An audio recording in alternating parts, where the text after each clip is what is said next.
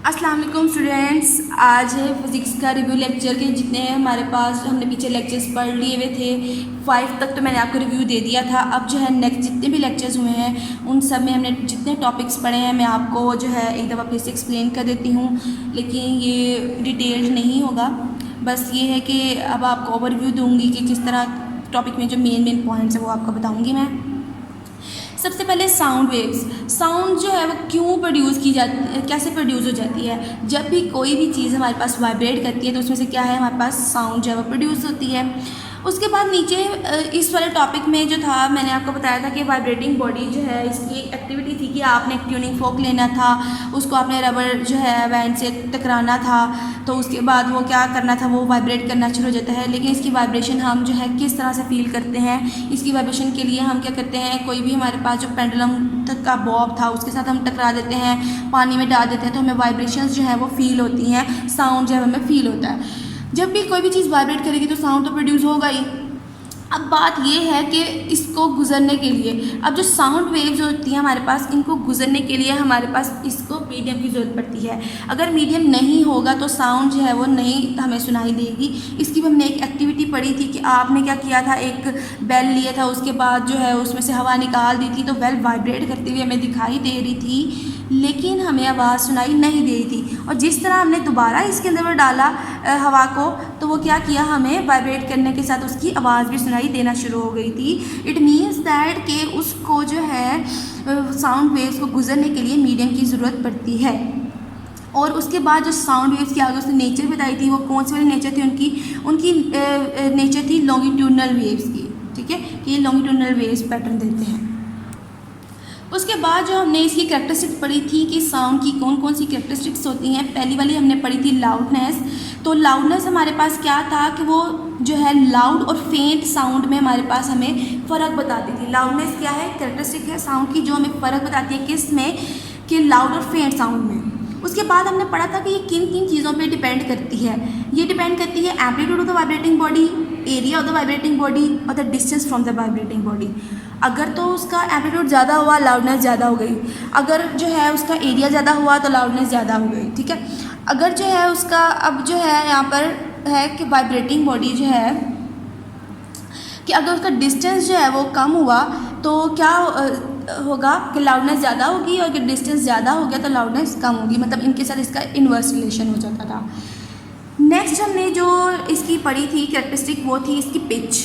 ठीक है, पिच हमारे पास हमें क्या बताती थी कि ये हमारे पास श्रिल और ग्रेव साउंड में हमें फ़र्क बताती थी। ठीक है, और उसके बाद जो हमने पढ़ा था कि ये जो है इसकी नेक्स्ट कैरेक्टरिस्टिक थी उसकी क्वालिटी। क्वालिटी हमारे पास क्या होती है कि अगर हमारे पास एक कमरे में, मैंने आपको बताया था, बांसुरी बज रही है या गिटार बज रही है, तो अब वो क्या करेगा कि हमें दोनों आवाज़ जो है वो उसकी अलग अलग हमें फ़र्क हम बता सकते हैं कि कौन सी आवाज़ जो है वो बांसुरी की है और कौन सी आवाज़ जो है वो गिटार की है। तो ये जो है हमारे पास कैरेक्टरिस्टिक्स आ जाती है, इसको हम कहते हैं क्वालिटी, कि उन दोनों की क्वालिटी अलग थी कि बांसुरी की आवाज़ की क्वालिटी अलग है, उसके बाद जो है वो उसकी जो है हमारे पास गिटार की उसकी अलग है। तो इसकी डेफिनेशन क्या थी, the characteristic of the sound by which we can distinguish between the two sound of the same loudness and the pitch is called quality. इसको हम क्वालिटी कहते थे। नेक्स्ट जो थी उसकी कैरेक्टरिस्टिक, वो थी हमारे पास इंटेंसिटी। उसकी डेफिनेशन हमने क्या पढ़ी थी कि अगर जो है हमारे पास साउंड एनर्जी है जो है वो पर सेकेंड एक किसी भी यूनिट एरिया में से गुजर रही है तो वो परपेंडिकुलर जो है वो हो जाती है किसकी, डायरेक्शन ऑफ प्रोपगेशन के। तो हम उसको कह देते हैं कि वो क्या है, इंटेंसिटी ऑफ द साउंड है हमारे पास। इसके बाद इसका हमने यूनिट पढ़ा था कि इसका यूनिट क्या होता है, वॉट पर मीटर स्क्वायर। उसके बाद हमने इंटेंसिटी लेवल निकाला था। इंटेंसिटी लेवल हमने किस तरह से निकाला था कि हमने यहाँ पर जो है वो एक लॉ यूज़ किया था जिसमें हमारे पास क्या था कि लॉग जो है लाउडनेस जो है वो डायरेक्टली प्रोपोर्शनल है लॉग ऑफ आई के, हमने के यूज़ कर लिया। उसके बाद हमने क्या किया था कि हमने जो है वो जो है हमारे पास आ जाता है कि फेंट साउंड की हमने लाउडनेस ले ली थी और इंटेंसिटी ले ली थी, तो हमारे पास ये एक इक्वेशन बन गई थी, एक ये इक्वेशन बन गई थी। हमने क्या किया था, इन दोनों को माइनस कर दिया था। माइनस करने के बाद हमारे पास ये वाला रिलेशन निकल आया था। इस रिलेशन को हमने कहा था कि ये हमारे पास क्या है, बेल में है कि अगर हमारे पास के की वैल्यू 1 रख लेते हैं तो ये जो एक्सप्रेशन आता है ये सारा का सारा इंटेंसिटी लेवल किस में है, बेल में है। उसके बाद हमने इसका ये बेल जो था वो बड़ा यूनिट था, हमने कहा कि हम इसको छोटे यूनिट में कन्वर्ट कर देंगे। छोटे यूनिट में कन्वर्ट करने के लिए हमने क्या किया था कि 1 जो है बेल इक्वल टू 10 डेसिबल की इक्वल है, तो हमने बेल को डेसिबल में चेंज करने के लिए हमें इसके साथ जो है वो 10 लगाना पड़ा था। ये आपका लॉन्ग क्वेश्चन था, मैंने आपको बताया था, तो ये लॉन्ग ही आपने करना है। नेक्स्ट जो टॉपिक था आपका वो था रिफ्लेक्शन ऑफ अ साउंड, कि किस तरह से रिफ्लेक्शन होती है। अगर जो आपके पास बड़ी सी एक दीवार है वहाँ पर आवाज़ गई है तो वो क्या की कि उससे टकरा के तो रिफ्लेक्ट बैक कर गई, तो जो रिफ्लेक्ट बैक करती है तो उसको हम क्या कहते हैं कि ये रिफ्लेक्शन होगी उसके अंदर। और जब हमें रिफ्लेक्शन होती है तो हमें जो है आवाज़ दोबारा सुनाई दे जाती है, जिसको हम क्या कहते हैं कि ये आपके पास क्या प्रोड्यूसर है, इको प्रोड्यूसर है, गूंज। इको कहते हैं गूंज को। हमारी आवाज़ टकरा कर जब वापस आ जाती है तो वो गूंजती है। ये पहाड़ों वगैरह वाली साइड पे इसी तरह से आवाज़ हमें 2-3 दफ़ा सुनाई देती है। उसके बाद जो टॉपिक था वो था आपके पास स्पीड ऑफ साउंड, कि स्पीड ऑफ साउंड को हम किस तरह से मेजर करते हैं। स्पीड ऑफ साउंड के लिए हमने जो था वो डायरेक्ट फॉर्मूला यूज़ किया था v=f लैम्डा वाला, कि अगर हमें वेव की फ्रिक्वेंसी पता है, उसकी वेवलेंथ पता है, तो हम क्या करते हैं वैल्यूज़ वगैरह लगा के तो उसकी स्पीड हम फाइंड आउट कर लेते हैं। इसके लिए एक मेथड भी यूज़ किया गया था, डायरेक्ट मेथड के। आप जो है वो इसमें क्या था कि अगर हमें डिस्टेंस पता हो, हमें टाइम पता हो, तो हम क्या कर सकते हैं कि वहाँ पर जो है हम उसकी ये वाले फॉर्मूले से s=vt वाले फॉर्मूले से भी हम स्पीड निकाल सकते हैं। तो ये वाला सारा मैंने मेथड आपको बताया था, तो इस फॉर्मूले से हमने जो था वो स्पीड निकाली थी। नेक्स्ट हमारे पास जो टॉपिक था वो था हमारे पास नॉइज़ पोल्यूशन। अब नॉइज़ पोल्यूशन हमारे पास क्या था कि शोर की आलूदगी हमारे पास, कि पहले तो हमें ये पता होना चाहिए कि शोर होता क्या है। तो उसके लिए हमने पढ़ा था कि जो आवाज़ें हमारी कानों को अच्छी लगती हैं हम उनको म्यूज़िक कह देते हैं, जो आवाज़ें हमारे कानों को बुरी लगती हैं हम कह देते हैं कि वो हमारे पास क्या है, नॉइज़ है, शोर है, ठीक है। अब उसके बाद था कि शोर किन चीज़ों से प्रोड्यूस हो जाता है, मशीनरी वगैरह, वो इस तरह की जो हमारे पास होती है मशीनरी, वो क्या करती है कि आवाज़ पैदा करती है, वो हमारे कानों को अच्छी नहीं लगती, तो हम कह देते हैं कि वो शोर है, ठीक है। उसके बाद हमने पढ़ा था कि शोर तो प्रोड्यूस हो गया, इनकी वजह ये है मशीनरी वगैरह से ये प्रोड्यूस होता है। अब उसके बाद क्या है कि वो इफ़ेक्ट क्या करता है हमारे ऊपर, कि हमारे जो हमें डिप्रेशन हो जाता है, हम जो है ऊंची आवाज़ नहीं सुन सकते, हम डिस्टर्ब रहते हैं, हम सो नहीं सकते, ये सारे उसके इफ़ेक्ट्स थे कि जो है किस तरह से वो नॉइज़ जो है हमारे पे इफ़ेक्ट करती है हमारी हेल्थ के ऊपर। उसके बाद जो था वो ये था कि सेफ़ लेवल कहाँ तक जो है, इसका सेफ़ लेवल हमने पढ़ा था इसके अंदर कि कितने सेफ़ लेवल तक जो है हम जो है वो आवाज़ को सुन सकते हैं, ठीक है। 8 आवर वर्किंग में हम 85 से 90 जो है डेसिबल जो है वो सुन सकते हैं आवाज़, ठीक है। उसके बाद जो था हमारे पास इम्पोर्टेंस ऑफ द एक्वेस्टिक हमने पढ़ना था। तो अब हमारे पास एक्वेस्टिक हमारे पास प्रोटेक्शन होता क्या है कि जो हमारे पास अनडिज़ायरेबल जो साउंड्स होती हैं, जो हमारे पास हमें नहीं चाहिए होती हैं, एक्स्ट्रा जो साउंड होती है, वो क्या होती है कि कोई रफ या पोरस सरफेस जो होती है ना, सॉफ्ट सी रग वगैरह जो होते हैं हमारे पास, वो क्या कर लेते हैं, उस अनडिज़ायरेबल जो वॉइस होती है उसको एब्जॉर्ब कर लेते हैं। तो इस टेक्निक को हम क्या कह देते हैं, इस टेक्निक को हम कह देते हैं एक्वेस्टिक प्रोटेक्शन कह देते हैं। कि कोई अगर देखिए, अगर आप जो चाहते हैं कि जिस रूम में कारपेट्स रग्स वगैरह ज़्यादा होंगी वो ज़्यादा सुकून वाला कमरा होगा, ठीक है, वो जगह ज़्यादा सुकून वाली होगी। वो क्यों होगी कि जो हमारे पास अनडिज़ायरेबल जो आवाज़ें होती हैं वो क्या करती हैं कि वो जो हमारे पास सॉफ्ट सरफेस जो है वो उसको एब्जॉर्ब कर लेता है, पोरस सरफेस उसको एब्जॉर्ब कर लेता है, तो वहाँ पर आवाज़ें कम होती हैं, तो फिर हमें सुकून महसूस होता है ऐसी जगहों पर। लेकिन कुछ हमारे पास एरियाज़ जैसे कि क्लासरूम वगैरह है, वहाँ पर ये नहीं होना चाहिए, क्योंकि क्लास बड़ी होती है, तो टीचर जो है जब बोल रहा होता है, तो अगर कारपेटेड रूम होगा वो, तो वहाँ पर क्या होगा कि आवाज़ जो है वो थोड़ी सी वहाँ पे अब्जॉर्ब हो जाएगी, तो जो एंड तक है, क्लासरूम के एंड तक वो नहीं पहुँच सकेगी, बच्चे जो है उसको क्लियरली नहीं सुन सकेंगे, ठीक है। तो फिर इस तरह से जो है वो बताया हुआ कि क्लासरूम वगैरह में नहीं यूज़ करते, ये मैंने आपको सारा एक्सप्लेन कर दिया था। इसी टॉपिक में हमने ये वाला पढ़ा था कि कर्व सीलिंग क्यों बनाई जाती है, वो जो उसका कॉन्फ्रेंस हॉल होता है, यहाँ पर ऑडिटोरियम वगैरह होते हैं, तो उनकी इसलिए होता है कि वो रिफ्लेक्ट करते हैं। कर्व इसलिए होता है कि ताकि वो जो हमारे पास वेव्स हैं, साउंड वेव्स, वो हर जगह पे, हर साइड पे जो है वो रिफ्लेक्ट कर जाए और सबको जो है वो क्लियर आवाज़ सुनाई दे, ठीक है। उसके बाद जो टॉपिक था आपके पास वो था audible frequency range. Audible frequency range मैंने आपको बताया था कि जो हमारे पास बच्चे और बूढ़े के किस रेंज तक हम सुन सकते हैं। हम जो है 20 हर्ट्ज़ से 20,000 हर्ट्ज़ तक सुन सकते हैं, और क्योंकि 20 हर्ट्ज़ से नीचे हम की आवाज़ नहीं सुनेंगे और 20,000 हर्ट्ज़ से ऊपर की आवाज़ हम नहीं सुन सकते, ठीक है। तो इसकी फ्रिक्वेंसी जो जिन वेव्स कितनी होती है बस हम वही सुन सकते हैं। अब जो है बच्चे और जवान जो है वो यहाँ तक सुन सकते हैं 20,000 से 20 हर्ट्ज से 20,000 हर्ट्ज तक। लेकिन जो बूढ़े लोग होते हैं तो वक्त के साथ क्या होता है कि उनकी एबिलिटी ये हो जाती है कि वो 15,000 हर्ट्ज से ऊपर की आवाज़ नहीं सुन सकते, ठीक है। तो उसके बाद जो था आपके पास टॉपिक वो था अल्ट्रासाउंड्स, ठीक है। अल्ट्रासाउंड हमारे पास क्या थी, अल्ट्रासाउंड हमारे पास वो वाली वेव्स थी जिनकी जो फ्रिक्वेंसी थी वो 20,000 हर्ट्ज से ज़्यादा थी। अब उनकी फ्रिक्वेंसी बहुत ज़्यादा थी तो वो आवाज़ें हमें सुनाई नहीं दे सकती थी, उसे हम बस देख ही सकते थे, देख भी नहीं सकते वैसे कि वो हम जो इंस्ट्रूमेंट्स हम यूज़ करते हैं कि वहाँ से जो है हम देख लेते हैं उनकी फ्रिक्वेंसी वगैरह, हमने डिटेक्टर्स वगैरह लगाए होते हैं। अब हमारे पास क्या है कि अल्ट्रासाउंड की हमारे पास बहुत सारी एप्लीकेशंस थी, मेडिकल फील्ड में भी थी हमारे पास, और जो था साइंस की दूसरी फील्ड में, टेक्निकल फील्ड में भी हम यूज़ करते थे इसको। तो ये सारे मैंने आपको यूजेस बताए थे कि हम लोग किस तरह से किसी भी डिजीज़ को डायग्नोज करने के लिए, कोई हमारे पास सिस्ट बन गया, ट्यूमर वगैरह बन गया, उसको तोड़ने के लिए हाई पेंसिल ये यूज़ कर लेते हैं, ब्लड क्लॉट्स को रिमूव करने के लिए हम यूज़ कर लेते हैं, हमारे पास वाटर के नीचे जो है उसकी डेप्थ फाइंड आउट करने के लिए यूज़ कर लेते हैं ये वाली वेव्स। तो ये सारे उसके यूजेस थे, ये आपने करने थे। तो इसी तरह से हमारा ये वाला चैप्टर कंप्लीट हो गया था। हमने सोनार टेक्निक भी मैंने आपको बताई थी, ठीक है। तो ये चैप्टर आपका कंप्लीट हो गया था। उसके बाद जो लेक्चर्स थे उनमें हमने नेक्स्ट चैप्टर स्टार्ट किया था। तो नेक्स्ट चैप्टर जो था वो हमारे पास था ज्योमेट्रिकल ऑप्टिक्स, ठीक है। ज्योमेट्रिक ऑप्टिकल्स में सबसे पहले हमने जो फिनोमेना पढ़ा था वो था हमारे पास रिफ्लेक्शन ऑफ लाइट, कि लाइट आती है इंसिडेंट रे के साथ और कुछ एंगल के साथ वो बेंड हो जाती है, तो हम उसको क्या कहते हैं कि वो रिफ्लेक्ट होगी। जो इंसिडेंट रे थी हमारे पास, आने वाली रे को इंसिडेंट रे कहते थे और जो रिफ्लेक्ट होती थी उसको हम रिफ्लेक्टेड रे कहते थे।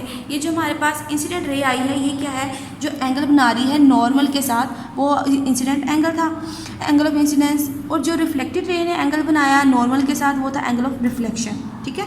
इसके कुछ लॉज थे कि जो एंगल ऑफ इंसिडेंस है वो मस्ट भी जो है एंगल ऑफ रिफ्लेक्शन के इक्वल होना चाहिए था, और ये जो तीनों चीज़ें हैं angle of incidence, angle of reflection और जो नॉर्मल, वो तीनों एक ही हमारे पास प्लेन में होने चाहिए थे। ये हमने रिफ्लेक्शन ऑफ लाइट और लॉज ऑफ रिफ्लेक्शन पढ़े थे। नेक्स्ट टॉपिक हमने पढ़ा था उसमें था हमारे पास रेगुलर रिफ्लेक्शन का और इरेगुलर रिफ्लेक्शन का। रेगुलर रिफ्लेक्शन में हमने क्या किया था कि ये जो स्मूथ सरफेस के ऊपर रेज आई हैं, रिफ्लेक्ट की हैं, किसी पैटर्न के साथ रिफ्लेक्ट की हैं, तो ये हमारे पास क्या है, रेगुलर रिफ्लेक्शन है। अगर रेज जो है किसी रफ सरफेस के ऊपर आई हैं तो वो डिफरेंट डायरेक्शन में रिफ्लेक्ट होंगी, तो ये इस रिफ्लेक्शन को हम क्या कहेंगे कि ये हमारे पास क्या है, इरेगुलर रिफ्लेक्शन है। उसके बाद हमने पढ़ा था स्फेरिकल मिरर्स। स्फेरिकल मिरर्स किस तरह से बनते थे कि हमने पॉलिश किया था, एक कोई भी स्फेयर ले ली थी, उसकी एक साइड को हमने पॉलिश कर दिया था, तो वो इस तरह से हमने एक जो है वो स्फेरिकल मिरर जो है वो कंस्ट्रक्ट कर दिए थे। उसकी हमारे पास 2 टाइप्स थी, एक थी हमारे पास कनकेव मिरर, एक थी हमारे पास कन्वेक्स मिरर। कनकेव मिरर जो था उसको हम क्या कहते थे कि ये हमारे पास क्या है, डाइवर्जिंग है, रिफ्लेक्ट करता है। इसकी जो हमारे पास कर्व सरफेस इनर जो है, इनर कर्व सरफेस की जो थी रिफ्लेक्टिंग होती है, इसकी आउटर कर्व सरफेस जो है वो इसकी रिफ्लेक्ट होती है। उसके बाद जो हमने पढ़ा था कि यहाँ पर जो है कनकेव मिरर में कि size of the image depend करता है किस पे, पोजीशन ऑफ द ऑब्जेक्ट पे, और जो है बोथ यहाँ इसमें कनकेव मिरर में वर्चुअल और रियल दोनों इमेज बनते थे। कन्वेक्स मिरर में था कि साइज ऑफ द इमेज जो था वो हमेशा जो था वो ऑब्जेक्ट से छोटा ही होता था, और इसमें जो है वर्चुअल इरेक्ट इमेज बनता था। उसके बाद पोल हमने पढ़ा था कि पोल हमारे पास क्या था कि मिड पॉइंट होता कर्व सरफेस, ये जो कर्व सरफेस इसके मिड पॉइंट को हम क्या कहते थे कि ये हमारे पास पोल है। उसके बाद हमने सेंटर ऑफ कर्वेचर पढ़ा था कि सेंटर ऑफ कर्वेचर क्या था हमारे पास, spherical mirror is the part of a sphere, the centre of the sphere is called, हमारे पास इस स्फेयर का जो सेंटर था इसको हमने क्या दिया था कि ये हमारे पास क्या है, सी सेंटर ऑफ कर्वेचर है, और आर हमारे पास क्या है, रेडियस ऑफ द कर्वेचर है। ये जो लाइन यहाँ से यहाँ तक का डिस्टेंस हमारे पास क्या होगा, रेडियस ऑफ कर्वेचर। और उसके बाद हमारे पास क्या था, प्रिंसिपल एक्सिस था कि it is the line joining centre of curvature and the pole of the, हमारे पास ये जो लाइन सेंटर ऑफ कर्वेचर उसके पोल को मिला रही है, इसको हम क्या कहते थे कि ये हमारे पास क्या है, प्रिंसिपल एक्सिस है। नेक्स्ट हमने प्रिंसिपल फोकस की बात की थी कि प्रिंसिपल फोकस क्या है, कि उसमें हमने ये यहाँ पर जो फिगर्स थी हमारे पास यहाँ से हमने लिया था कि कन्वेक्स मिरर में हमारे पास क्या होता है कि यहाँ पर आ जाता है कि यहाँ पर जो रेज़ आती हैं वो क्या करती हैं कि यहाँ पर आकर फोकस हो जाती हैं, और इसमें हमारे पास क्या था कि यहाँ पर मिरर में आके फोकस हो जाती हैं। तो ये जो जहाँ पर आकर ये मिलती थी रेज, इसको हम फोकस पॉइंट कह देते थे। यहाँ पर आके भी जहाँ रेज मिली हैं इसको भी हम फोकस पॉइंट कह देते थे। अब उसके बाद आ जाता था फोकल लेंथ। तो फोकल लेंथ की डेफिनेशन हमने की थी। फोकल लेंथ क्या था हमारे पास? It is the distance from the pole of the optical centre measured along the principal axis के अलोंग इसको मेजर किया जाता था। अब इसको क्या था हमारे पास, किससे रिलेट करता था? Is related to the radius of the curvature, मतलब एफ हमारे पास क्या है, r/2 के इक्वल था। ये हमने पढ़ लिया था।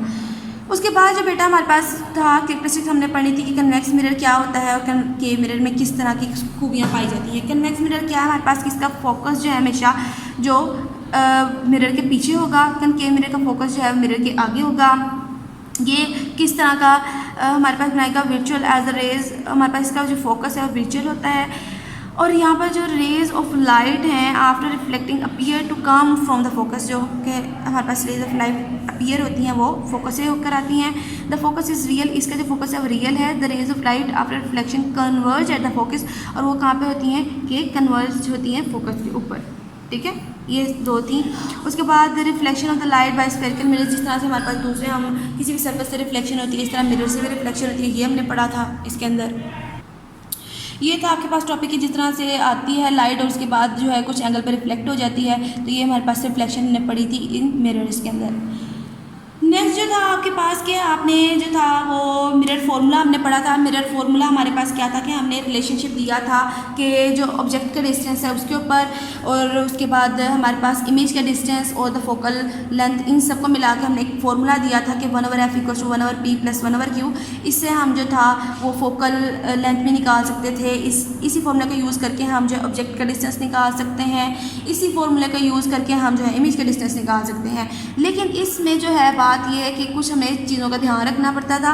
वो मैंने आपको इस टेबल में बताया था कि अगर जो है ऑब्जेक्ट का डिस्टेंस जो है वो पॉजिटिव हुआ, ठीक है, तो वो क्या होगा, रियल ऑब्जेक्ट होगा। और अगर नेगेटिव हुआ तो वो वर्चुअल ऑब्जेक्ट होगा।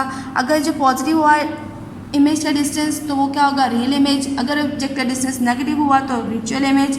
अगर जो है फोकल लेंथ पॉजिटिव हुई तो कनकेव मिरर, अगर फोकल लेंथ नेगेटिव हुई तो कन्वेक्स मिरर। ठीक है, ये सारे मैंने आपको इसमें बताए थे।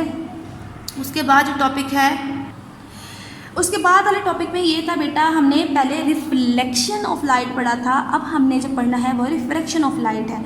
रिफ्रैक्शन ऑफ लाइट का मतलब क्या है कि कोई भी रे आ रही है इंसिडेंस एंगल के साथ, ठीक है, वो आई, वो मीडियम के अंदर गई, मीडियम से जाने के बाद वो जो है वो अपने रास्ते से हट गई, ठीक है, यहाँ से आई थी वो बेंड हो गई, ये रिफ्लेक्शन हो गया। उसके बाद जो एक रे बाई की तरफ इस तरह से बेंड होकर निकल जाती है उसको इमर्जिंग रे कहते हैं।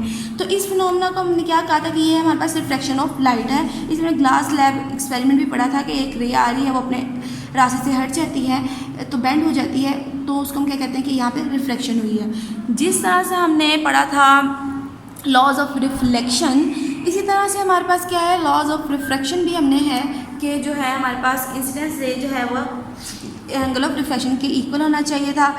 उसके बाद हमने ये पढ़ा था कि इसमें जो है sine of i divided by sine of r हमेशा वो किसके इक्वल होगा, कांस्टेंट के इक्वल होगा। और ये हमारे पास स्नेल्स लॉ था, ये भी मैंने आपको बता दिया था। उसके बाद जो टॉपिक था आपके पास वो था speed of light in medium, कि हम स्पीड ऑफ लाइट मीडियम के हम किस तरह से फाइंड आउट कर सकते थे। डिफरेंट मीडियम्स में डिफरेंट होती है स्पीड ऑफ लाइट। ये मैंने आपको बताया था कि जो हमारे पास है एयर के अंदर इतनी होती है स्पीड ऑफ लाइट, वाटर के अंदर इतनी होती है, ग्लास के अंदर इतनी होती है 2.0×10⁸। उसके बाद जो था कि हम रिफ्रैक्टिव इंडेक्स जो था वो निकालते थे कि उसका मीडियम का रिफ्रैक्टिव इंडेक्स क्या है। और उसके बाद जो है हम यहीं से स्पीड ऑफ लाइट भी निकाल सकते थे। अब हमारे पास क्या था कि स्पीड ऑफ मीडियम भी निकाल सकते हैं, सॉरी। अब हमारे पास क्या है, द रिफ्रैक्टिव इंडेक्स हमारे पास क्या है, रेशियो है किसकी, speed of light in air divide by speed of light in medium, ठीक है। यहाँ से हम यूज़ करके the speed of light in medium निकाल सकते हैं। नेक्स्ट जो टॉपिक हमने पढ़ा था वो था टोटल इंटरनल रिफ्लेक्शन। इसमें मैंने आपको बताया था कि अगर जो इंसिडेंस रे है वो क्या करी है कि वो एंगल बना रही है, इंसिडेंस एंगल जो है वो greater than critical angle of the medium होगा, तो वो फिर क्या होगा कि वो रिफ्लेक्ट कर जाएगी, रिफ्लेक्ट करने की बजाय रिफ्लेक्ट कर जाएगी। तो उसको हम फिनोमेना क्या कहेंगे, टोटल इंटरनल रिफ्लेक्शन। इसमें मैंने आपको क्रिटिकल एंगल की डेफिनेशन भी बताई थी कि जो है वो रिफ्रैक्टिव रेज को बेंड कर देता है कहाँ पे, 90 डिग्री के एंगल पर, ठीक है। उसके बाद मैंने आपको इसकी कुछ एप्लीकेशंस बताई थी कि हम कहाँ कहाँ यूज़ करते हैं इसको। मैंने आपको बताया था कि हम इसको पेरिस्कोप में, टेलीस्कोप वगैरह में जो है इसको यूज़ करते हैं इसी फिनोमेना को। कि यहाँ पर जो था हमने एक प्रिज्म लिया था, प्रिज्म में क्या था कि उसकी एक जो साइड थी वो मस्ट भी 90 डिग्री का होना चाहिए एक एंगल। उसके बाद जो इंसिडेंस रे आ रही है वो 45 का एंगल बना रही है, तो हाइपोटेन्यूज टकरा के नीचे चली जाती है। तो इसमें किस तरह से टोटल इंटरनल रिफ्लेक्शन हो गया? इसमें इस तरह से टोटल इंटरनल रिफ्लेक्शन हो गया कि जो इंसिडेंस रे आ रही है वो है 45 डिग्री के एंगल पे आ रही है, और इस ग्लास का जो प्रिज्म बना है वो ग्लास से बना है, और ग्लास का जो है हमारे पास क्रिटिकल एंगल कितना होता है 42 डिग्री, ठीक है। तो अगर जो है इसको 42 डिग्री है और इसकी 45 पे आ रही है तो क्या है, कोई बड़ा हो गया है तो वो रिफ्लेक्ट कर जाएगी। तो ये फिनोमेना को हम इस तरह के दो प्रिज्म जो है हम यूज़ कर लेते हैं कहाँ पर, पेरिस्कोप वगैरह में। उसके बाद मैंने आपको ऑप्टिकल फाइबर बताया था कि ऑप्टिकल फाइबर क्या होता है, कि ये बाल जितनी बारीक एक हमारे पास पाइप सा होता है, उसमें क्या करते हैं कि थ्रेड लाइक इसका स्ट्रक्चर होता है धागे के तरह का, वो क्या करता है कि उसके अंदर हमारे पास हम टोटल इंटरनल रिफ्लेक्शन का ही फिनोमेना यूज़ करते हैं, तो लॉस ऑफ एनर्जी यहाँ पर कम होता है। और क्या होता है कि जो हम इसको टेलीकम्युनिकेशंस में यूज़ करते हैं, ठीक है। तो इसमें क्या होता है कि हमारे जो सिग्नल्स आते हैं, हमारे जो वेव्स आ रही होती हैं, वो क्या करते हैं कि मिक्स नहीं होते, लॉस ऑफ एनर्जी कम होती है, तो सिग्नल्स क्लियर आते हैं और हम बहुत सारी फ़ोन कॉल्स एक ही टाइम पर ले सकते हैं, क्योंकि हम इन सबको इकट्ठा कर देंगे। थ्रेड लाइक स्ट्रक्चर है तो एक बड़ा सा पाइप भी बन सकता है, तो हमारे पास क्या होता है कि हम बहुत ही ज़्यादा फ़ोन कॉल्स एक टाइम में ले सकते हैं विदाउट एनी डिस्टर्बेंस, किसी भी डिस्टर्बेंस के बगैर कि हमारे वहाँ के वहाँ सिग्नल जो हैं वो मिक्सअप हो रहे हैं। ये मैंने ऑप्टिकल फाइबर का आपको बताया था। नेक्स्ट जो टॉपिक था वो आपके पास लाइट पाइप था। लाइट पाइप मैंने आपको कहा था कि बहुत सारी ऑप्टिकल फाइबर्स को मिला के तो एक गड्ढा सा बना लेते हैं, बंडल सा बना लेते हैं, जिसको हम क्या कहते हैं, फाइबर बंडल या लाइट पाइप इसको कहते हैं। अब ये किस लिए यूज़ होता है? ये किस लिए यूज़ होता है कि अगर हम जो है अनएक्सेसिबल, जो हमारे पास जहाँ पर हम एक्सेस नहीं कर सकते, इनएक्सेसिबल जो हमारे पास प्लेसेस हैं, उनमें हम जो है वो रोशनी डालते हैं, उसको मतलब उसको रोशन कर देते हैं और वहाँ से उसका इमेज वगैरह ले लेते हैं। डॉक्टर्स वगैरह इसको यूज़ करते हैं, ठीक है, इस पाइप को। उसके बाद है एंडोस्कोप। अब हमारे पास क्या है कि मेडिकल फील्ड में एक टेक्निक यूज़ की जाती है एंडोस्कोपी, जिसमें हम जो है एंडोस्कोप वाला जो अपना जो है इंस्ट्रूमेंट यूज़ करते हैं। ये बहुत बारीक होता है, पाइप नुमा होता है, और इसको हम जो है वो मुंह के ज़रिए जो है वो किस अंदर बॉडी के अंदर डाल सकते हैं। उसके दोनों एंड्स पे जो है वो एक एंड पे कैमरा लगा होता है, तो क्या है टोटल इंटरनल रिफ्लेक्शन से हम जो है उसका इमेज ले लेते हैं कि अंदर जो पेशेंट का जो उन सभी ऑर्गन जिसको हम देखना चाहते हैं वो किस तरह से डिफेक्टिव है, कितना डिफेक्टिव है, सर्जरी हमें ज़रूरत है सर्जरी की या नहीं है, कि सिर्फ मेडिसिन वगैरह से ही क्योर हो सकता है। तो इस सारे के लिए जो है कि एंडोस्कोपी की टेक्निक यूज़ की जाती है। इससे पहले क्या होता था कि वो सर्जरी करके पता चलाते थे कि ऑर्गन कितना डिफेक्टिव है, तो इस तरह से होता था, हम सर्जरी से बच जाते हैं, ठीक है। मॉडर्न टेक्निक है ये। उसके बाद मैंने आपको रिफ्लेक्शन बताई थी प्रिज्म में कि यहाँ पर जो है इंसिडेंस रे आई थी, वो बैंड हुई, रिफ्लेक्शन हुई यहाँ पर। उसके बाद इमर्जिंग रे थी ये वाली, हमने angle of deviation find out किया था कि इमर्जिंग रे को पीछे की तरफ बढ़ाया था, इंसिडेंस रे को पीछे की तरफ बढ़ाया था, तो यहाँ पर जो था हमारे पास एंगल ऑफ डेविएशन निकल आया था। ये एक प्रैक्टिकल भी है आपका, तो ये हम जो है वो जब आप स्कूल आएंगे तो ये प्रैक्टिकल करेंगे। उसके बाद हमने लेंसेज पढ़ा था। लेंसेज हमारे पास क्या था कि ट्रांसपेरेंट मटेरियल था जिसकी दो सर्फेसेस थी, तो उसकी एटलीस्ट वन सर्फेस जो थी उसकी कर्व्ड होगी।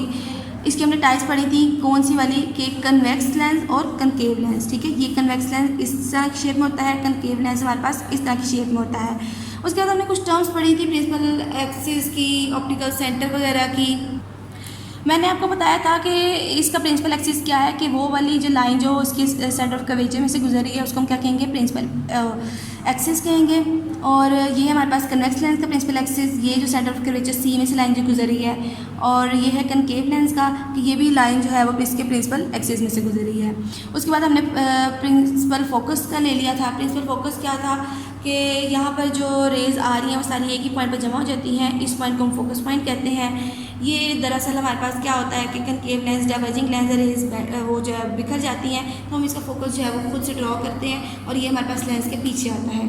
एक और टर्म हमने पढ़ी थी ऑप्टिकल सेंटर की, तो वो हमारे पास क्या था कि ये जो हमारे पास इसका ये वाला सेंटर है, लेंस का जो सेंटर, इसको ऑप्टिकल सेंटर कहते हैं, ये हमने कर लिया था। उसके बाद जो टर्म थी फोकल लेंथ थी। ऑप्टिकल सेंटर और जो फोकस पॉइंट है इसके दरमियान का जो डिस्टेंस है तो हम फोकल लेंथ कहते हैं, ये हमने पढ़ा था। उसके बाद जो टर्म हमने पढ़ी थी वो थी power of a lens. Power of lens क्या था कि अगर हम फोकल लेंथ का रेसिप्रोकल ले लें तो हमारे पास क्या निकल आती है, पावर ऑफ लेंस निकल आती है। Power of lens is equals to P equals to 1 over focal length of the in metres. और इसका यूनिट क्या था, डायोप्टर था। और डायोप्टर के आगे इसको D से शो करते थे। इसकी डेफिनेशन क्या थी, 1 dioptre is the power of lens whose focal length is 1 metre. और ये जो है वो कब पॉजिटिव होगी कब नेगेटिव होगी वो बताया था कि अगर फोकल लेंथ पॉजिटिव हुई तो पावर भी पॉजिटिव, अगर फोकल लेंथ नेगेटिव हुई तो पावर भी नेगेटिव।